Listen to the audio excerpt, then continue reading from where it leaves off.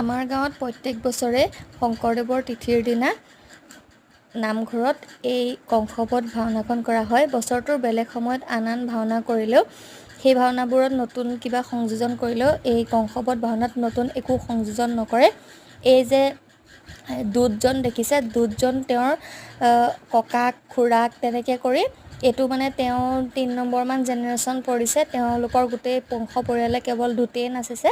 তেনেকৈ যোনগৰাকী যশোধা লৈছে সেই যশোধা লোৱা প্ৰথমজন মানুহ ঢুকুৱাতে তাৰপিছত 15 বছৰমান হ'ল সেই একেজনেই যশোধা লৈছে। মানে ইয়াত ভাৱৰীয়াসকল শৰণ ভজন লোৱা ডাঙৰ মানুহ হয়, কাৰণ এই ভাওনাখন নদীত উটি আহিছিলে আৰু তাৰপাছত আমাৰ নামঘৰৰ ওচৰত ৰৈছিলে। তাৰ পৰাই আনি ইয়াতে ভাওনাখন প্ৰত্যেক বছৰে কংসবধ ভাওনাখন আমাৰ বৰনামঘৰত শংকৰদেৱৰ তিথিৰ দিনা কৰা হয়।